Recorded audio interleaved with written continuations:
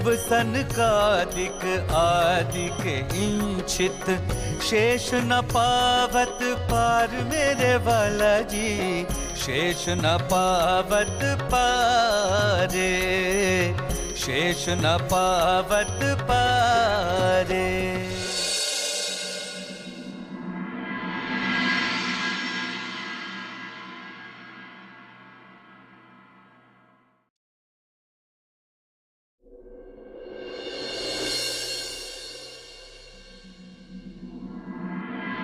यदि वो चाहेंगे तो हमें सफलता अवश्य प्राप्त होगी, अवश्य।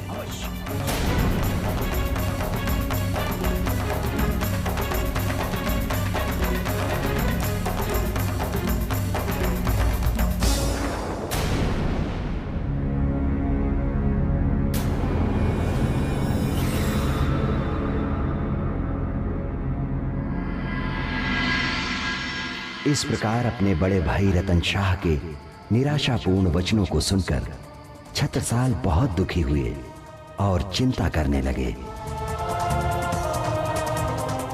मुगलों के विरुद्ध धर्म युद्ध करने में जब मेरा अपना भाई ही साहस नहीं कर रहा है तो मैं दूसरों को कैसे विश्वास दिलाऊं? और यह बात सही भी है कि मैं मात्र 25 सैनिकों की सहायता से मुगलों की विशाल सेना का सामना कैसे करूंगा? हे प्रभु, मेरी सहायता करो, मेरा मार्गदर्शन करो।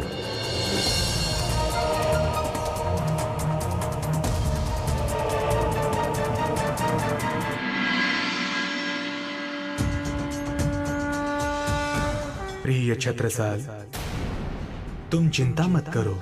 मैं निष्कलंक बुद्ध स्वरूप अक्षरातीत पल पल तुम्हारे साथ हूं।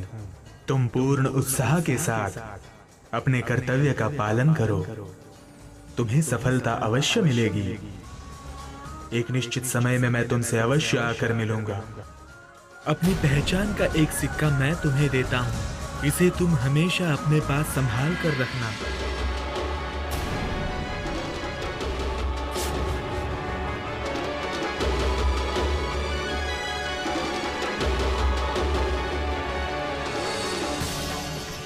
ये मैंने कैसा सपना देखा?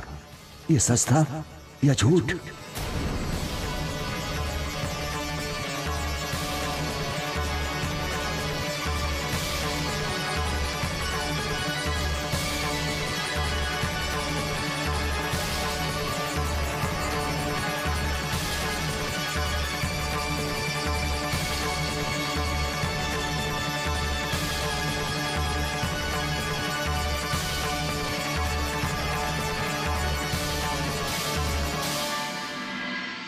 इसका मतलब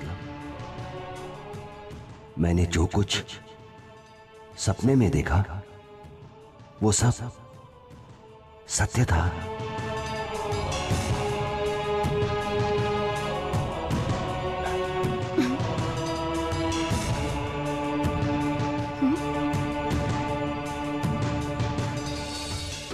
ये कैसा सिक्का है स्वामी, और आपके पास कहां से आया? प्रिय, आज मैं मुगलों के विरुद्ध संघर्ष और संगठन को लेकर बहुत चिंतित था और यही चिंतन करते करते मैं सो गया था। तब स्वप्न में एक दिव्य पुरुष ने मुझे दर्शन दिया।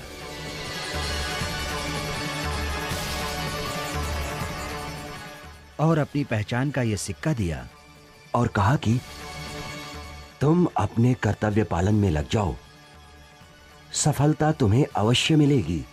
ये तो बहुत ही चमत्कारिक घटना है स्वामी। और ये सिक्का, ये भी अद्भुत है। इस अभियान में हमें निश्चय ही सफलता प्राप्त होगी। हाँ।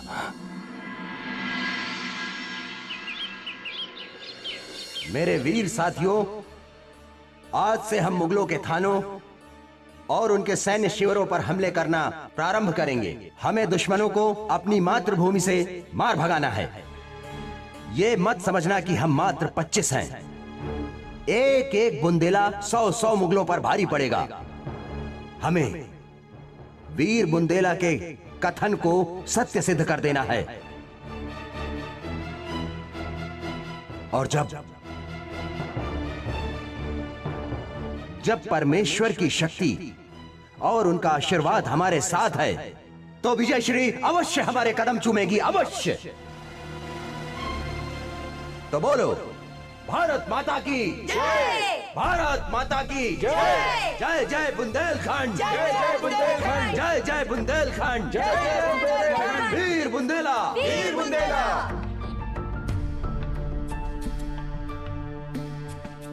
चलो।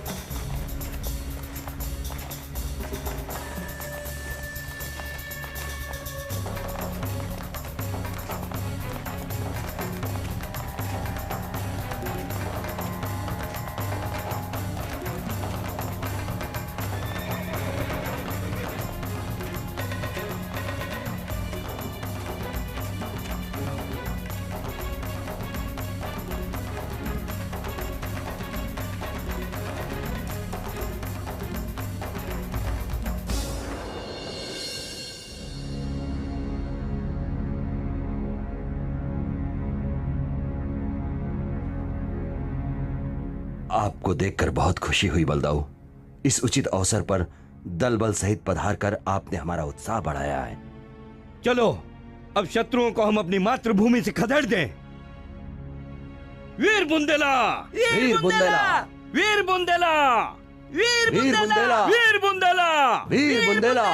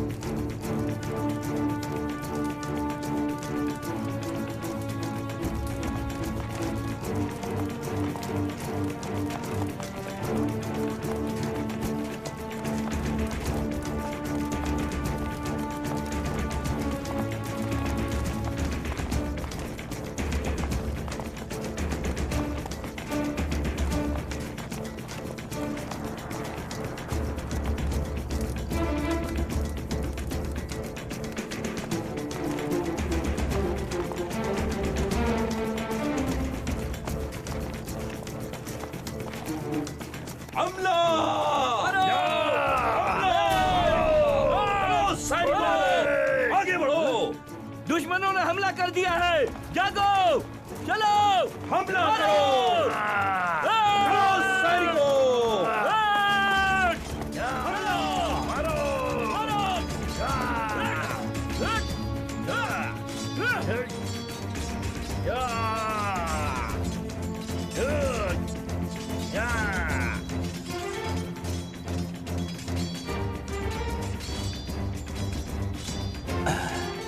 जय जय बुंदेलखंड, जय जय बुंदेलखंड, जय जय बुंदेलखंड। इस प्रकार परमेश्वर की कृपा से छत्रसाल जी की छोटी सी सेना ने दिन दुगनी रात चौगुनी सफलता प्राप्त की।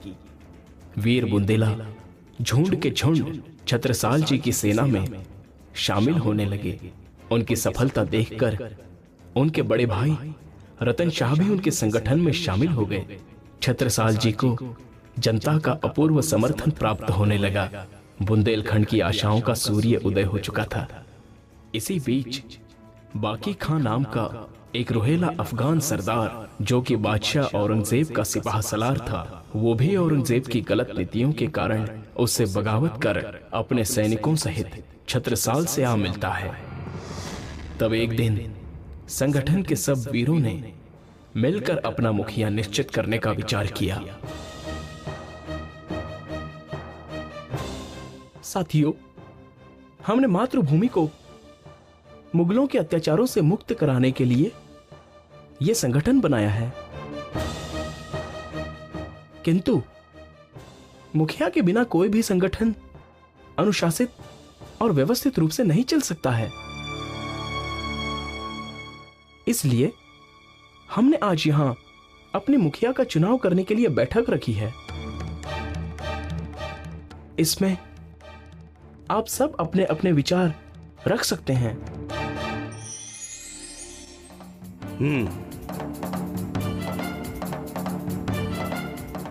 साथियों, मेरे विचार से छत्रसाल जी को ही मुखिया बनाना चाहिए, क्योंकि एक मुखिया में नेतृत्व के जो सारे गुण और लक्षण होने चाहिए वो सारे छत्रसाल जी में ही है।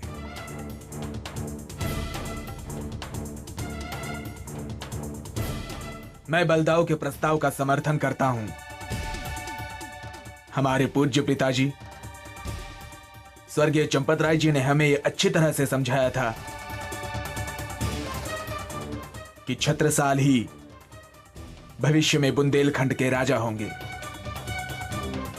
इसीलिए हमारे मुखिया के लिए भी वे ही योग्य हैं। हाँ हाँ, छत्रसाल जी को ही मुखिया बनाया जाए, वे ही इसके योग्य हैं। हाँ, छत्रसाल जी को ही मुखिया बनाया जाए।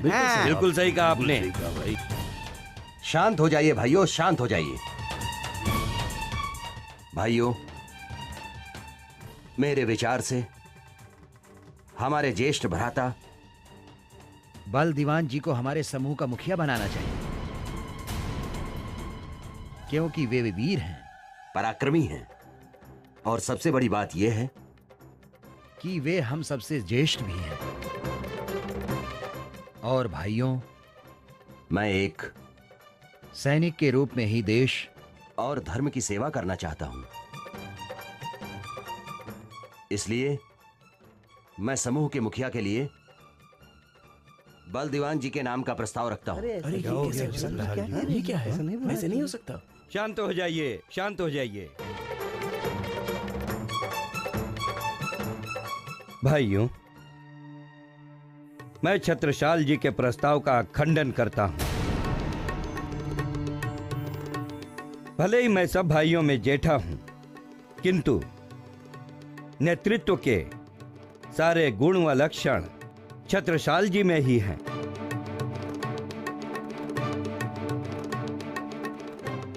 इसलिए मैं चाहता हूं कि छत्रसाल जी को मुखिया बनाया जाए। मैं साथ ही एक वचन देता हूं, देश व धर्म की रक्षा के इस पुनीत कार्य में मैं हमेशा इनका सहायक बना रहूंगा।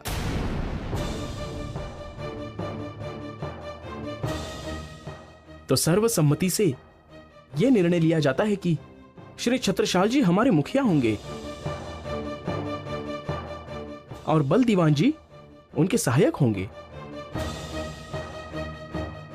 वीर छत्रसाल जू की जय! वीर छत्रसाल जू की जय! वीर बुंदेला, वीर बुंदेला, वीर बुंदेला, वीर बुंदेला, वीर बुंदेला, वीर बुंदेला।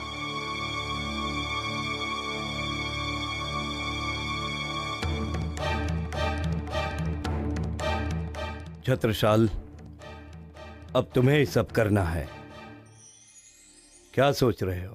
प्रणाम महाराज। प्रणाम। कहो भानुभट्ट, क्या खबर है?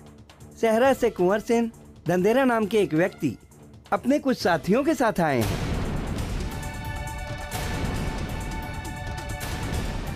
कुंवर सेन धंधेरा? और वे आपसे मिलना चाहते हैं। वो विश्वासघाती है, लोकपाल सिंह धंधेरा। क्या?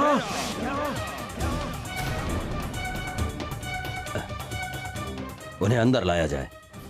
जी महाराज। इन धंधेरों ने ही मुगलों से मिलकर हमारे माता पिता के साथ विश्वासघात किया था। तो फिर वो यहां क्यों आया है?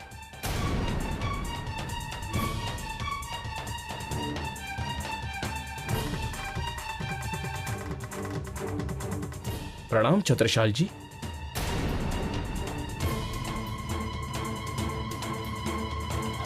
प्रणाम। कहो, आज यहां का रास्ता कैसे भूल गए? हम सब आपकी शरण में आए हैं। अच्छा, फिर कोई विश्वासघात करने तो नहीं आए हो, जैसे तुम्हारे पिता साहिब सिंह और लोकपाल सिंह ने हमारे माता पिता के साथ किया था। आप हमारा विश्वास कीजिए, हम सच्चे दिल से आपके पास आए हैं। मेरे दादा महाराज इंद्रमणि ने सदैव आपके पिता चंपतराय जी का साथ दिया और मुगलों के विरुद्ध संघर्ष करते करते वीर गति को प्राप्त हुए। मेरे पिता साहिब सिंह ने भी चंपतराय जी की यथासंभव सहायता की थी। आप भी तो थे उस समय, आपको याद होगा। लेकिन बाद में मेरे काका लोकपाल सिंह ने दुश्मन को चंपतराय जी का पता बता दिया।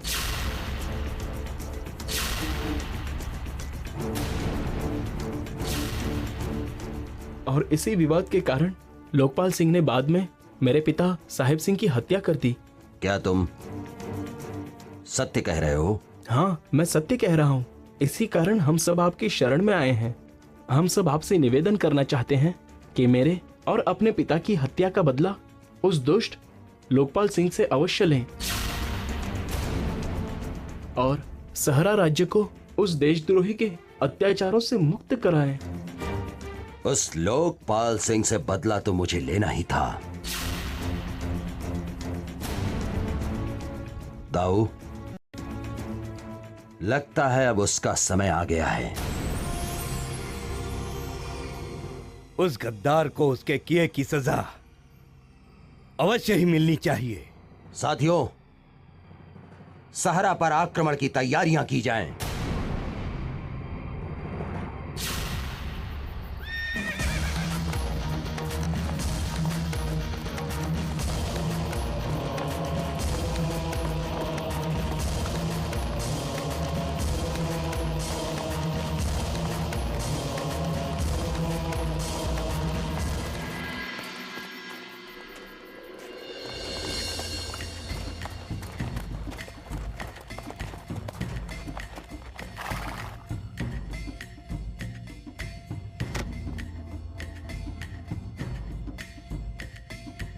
चलो सैनिकों,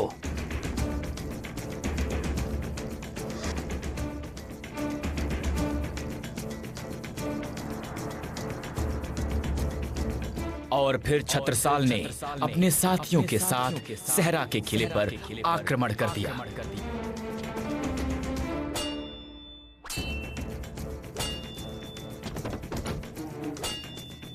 प्रतिशोध की ज्वाला में छत्रसाल के सामने जो भी दुश्मन आए, वो उसे चीरते हुए महल के अंदर प्रवेश कर गए।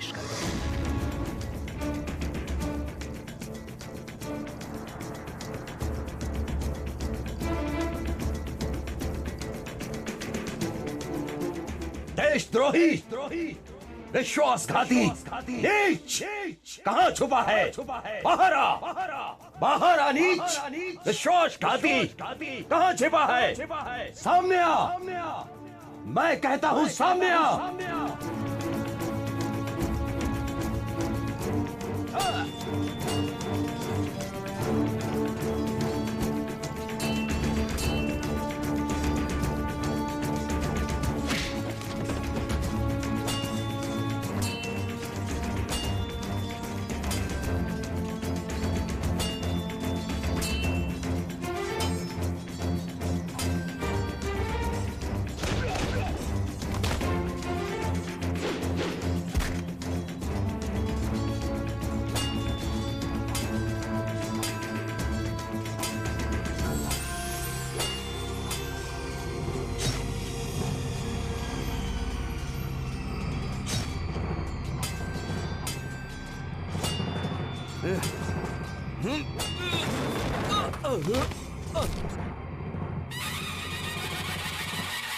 मुझे माफ कर दो।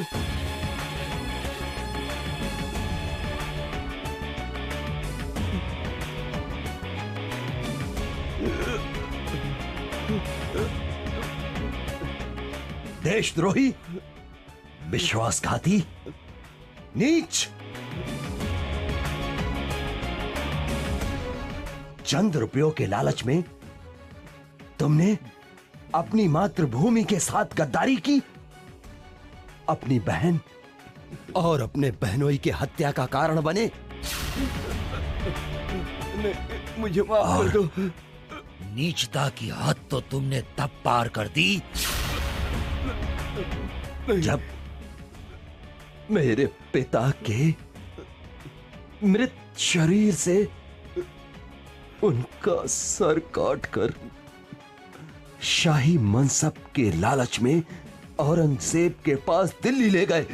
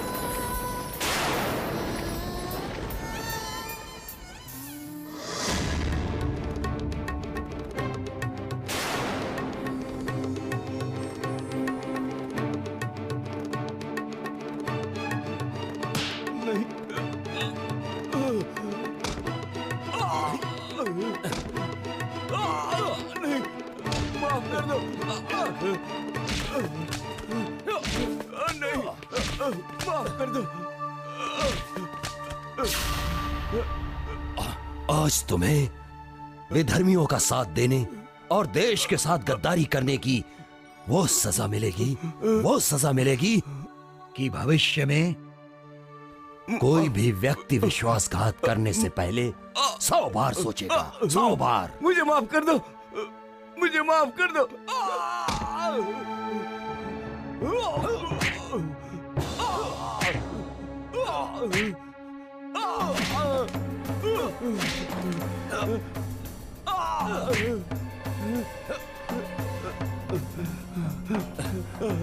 चल नहीं, चल नहीं, चल नीच। मुझे माफ कर दो, छोड़ दो।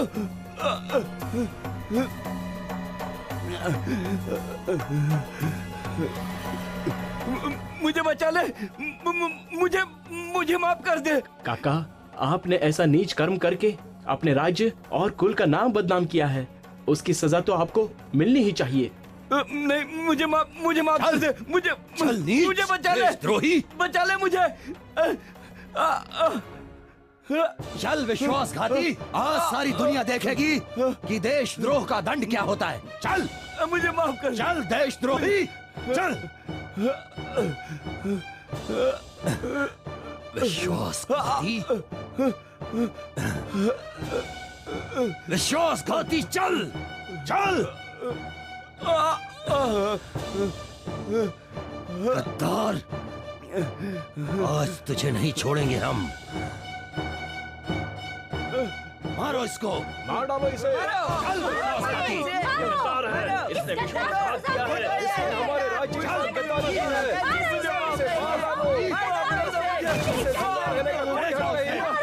छोटा मत इसे।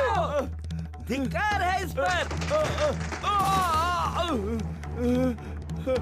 नहीं, मुझे माफ कर दो, मुझे छोड़ दो, मुझे बाहर निकालो, मुझे माफ कर दो, मुझे छोड़ दो, मुझे बाहर निकालो, मुझे माफ कर दो, मुझे मत मारो। इस गद्दार ने नहीं, अपने कुल को कलंकित किया है। अरे नहीं, मुझे माफ कर दो।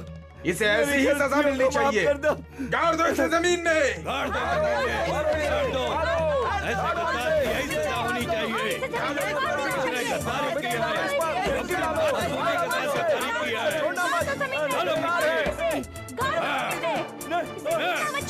गद्दार।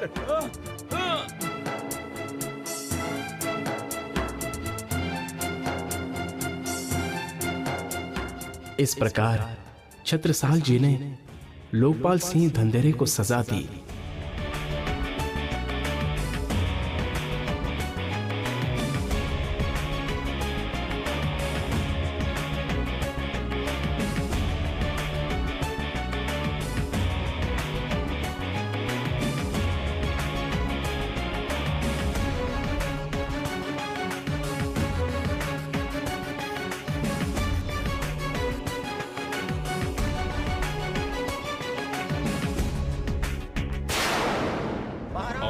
कुंवर सेन धनधेरे को सहरा राज्य का राजा बनाया।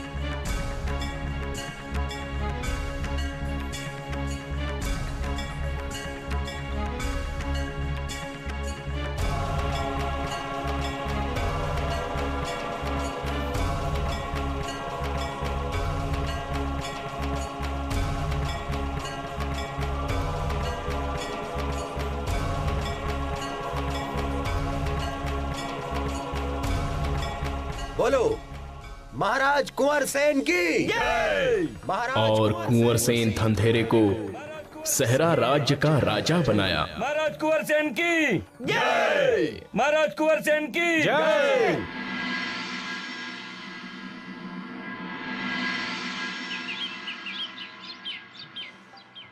मित्रता की इस कड़ी में कुंवर सेन ने अपनी भतीजी दान कुंवरी से छत्रसाल जी का विवाह करा दिया। सुशील गुणों के कारण दान कुंवरी का नाम सुशीला भी पड़ा और इन्हें ही मंझली रानी भी कहा गया है।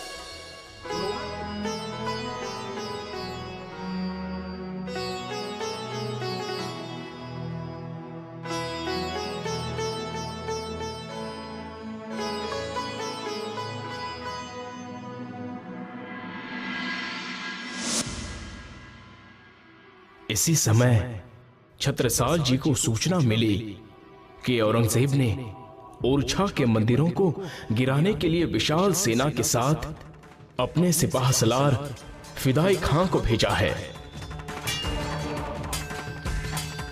तब छत्रसाल और उनके साथियों ने उन्हें धूम घाट नामक स्थान पर रोक दिया और उनके बीच भयंकर युद्ध हुआ।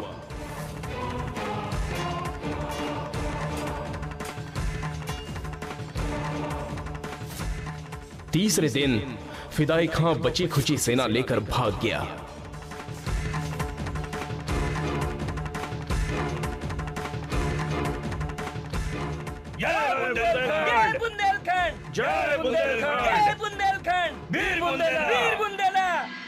और तब से आज तक मुगलों से तथा देशद्रोही हिंदू राजाओं से उनके अनेकों युद्ध हुए और होते रहते हैं। साथ ही संवत 1728 के स्वप्न के बाद से वे आपका बड़ी बेसब्री से इंतजार कर रहे हैं। आपके आने का शुभ समाचार जब मैं उन्हें सुनाऊंगा तब वे बहुत प्रसन्न होंगे। एक बात बताइए देवकरण जी, कि आप अपना प्रांत बुंदेलखंड छोड़कर यहाँ रामनगर क्यों आ गए थे? जी मैं अपने घर वालों से किसी बात पर नाराज होकर यहाँ आ गया था, फिर तब से मैं यहीं रह गया। कामकाज के कारण मैं वापस जा ही नहीं पाया। आपका नाराज होना तो यहाँ आने का मात्र एक बहाना था।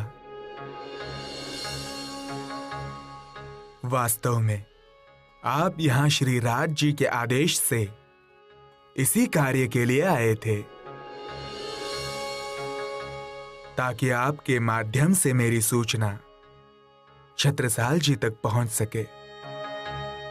मैंने बहुत से बड़े बड़े राणा एवं राजाओं को देखा है, किंतु ब्रह्म सृष्टि के रहनी शोभा के योग्य कोई भी न मिला।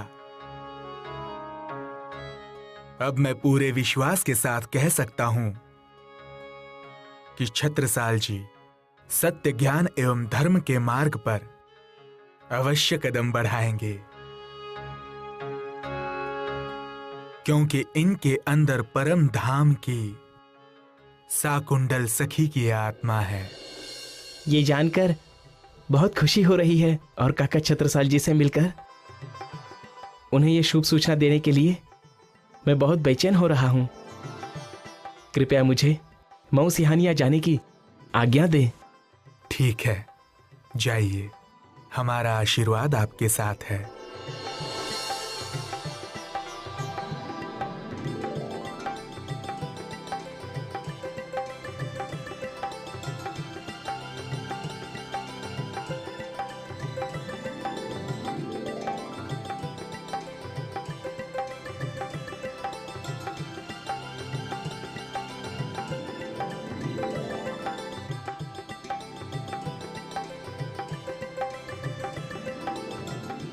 लालदास जी, अब हमें भी यहाँ से अग्रिय चलने की तैयारी कर लेनी चाहिए। जैसी आपकी आज्ञा प्राणनाथ जी। सुनियो दुनिया आखिरी भाग बड़े हैं तुम, जो कबू कानो ना सुनी सो करो दीदार खसम, करो दीदार खसम। लालदास जी, इस बात से मुझे अतिशय आनंद की अनुभूति हो रही है कि छत्रसाल जी के अंदर विराजमान परम धाम की साकुंडल सखी के आत्मा की जागने का शुभ समय निकट आ गया है, जिसकी हमें बहुत समय से प्रतीक्षा थी। जी प्राणनाथ जी, इस बात से हम भी बहुत उत्साहित हैं। लालदास जी, किंतु देवकरण जी अभी नए सुंदर साथ है। हो सकता है वो छत्रसाल जी को ठीक तरह से समझा न पाए, इसलिए उन्हें समझाने के लिए आप भी मऊ जाएं और साथ में उत्तम दास, गोविंद दास और जीवन दास जी को भी साथ ले जाएं। जैसी आपकी आज्ञा प्राणनाथ जी, हम भोर होते ही यहां से प्रस्थान कर देंगे।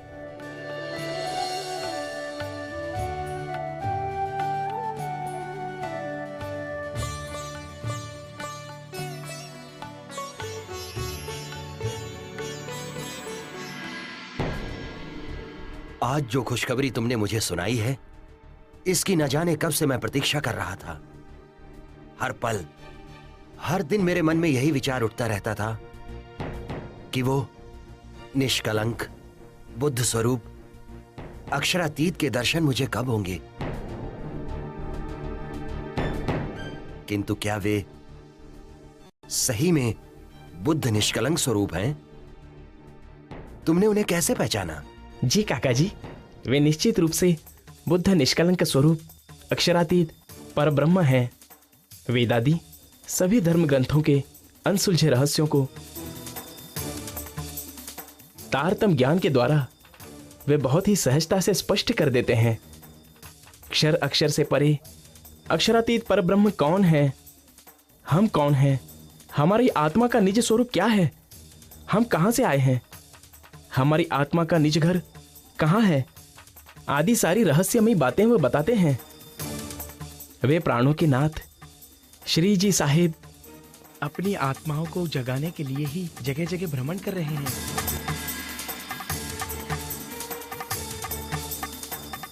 किंतु किंतु किंतु क्या देवकरण जी?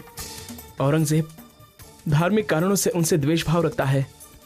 उन्होंने औरंगजेब के विरुद्ध खड़ा होने के लिए अनेक राजाओं को पुकार लगाई।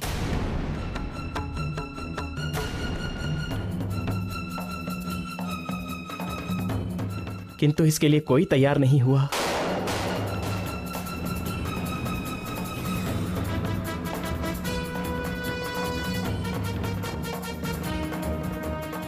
अब तो मेरी बस यही चाहना है कि आप उन्हें अपने पास बुला लें और सत्य ज्ञान श्रवण कर अपनी आत्मा को भी जागृत करें।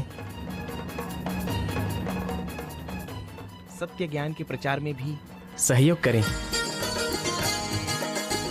हो मेरी आत्मा तुम चलो अगम के पार, अगम पार अपार पार तहाँ है तेरा करार। तू देख निज दरबार अपनों सूरत ही संभार। निज दरबार अपनों सूरत ही संभार। हो मेरी आत्मा तुम चलो अगम के पार।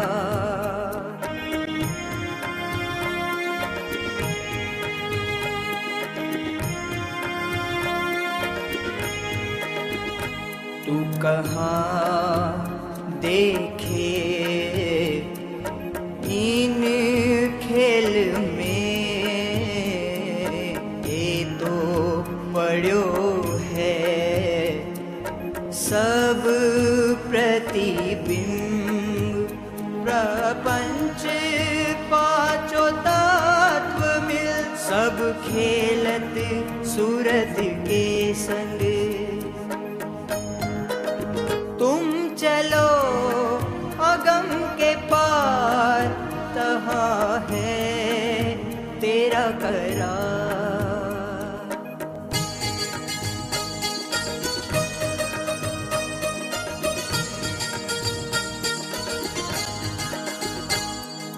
ऐ भरम की बाजी रची रामत बहुविधे संसार। है जो नैन देखे श्रवण सुने मूल बिना विस्तार। हो मेरी आत्मा तुम चलो अगम के पार।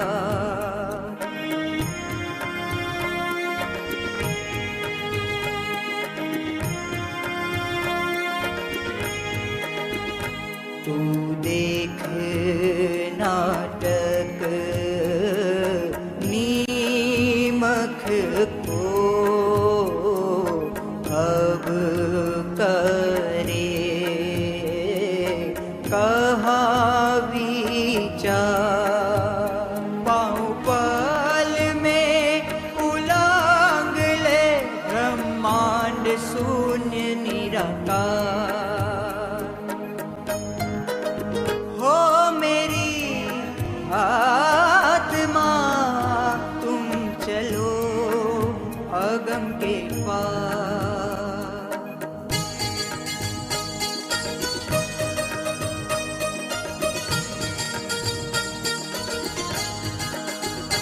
अब पार सुख क्यों प्रकाशी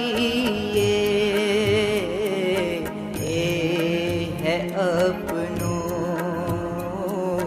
विलास।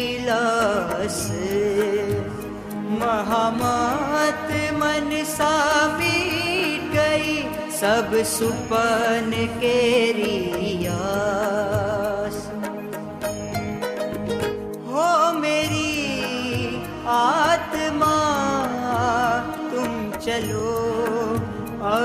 के पार। आत्मा के आनंद में डुबो देने वाली ये कितनी मधुर वाणी है।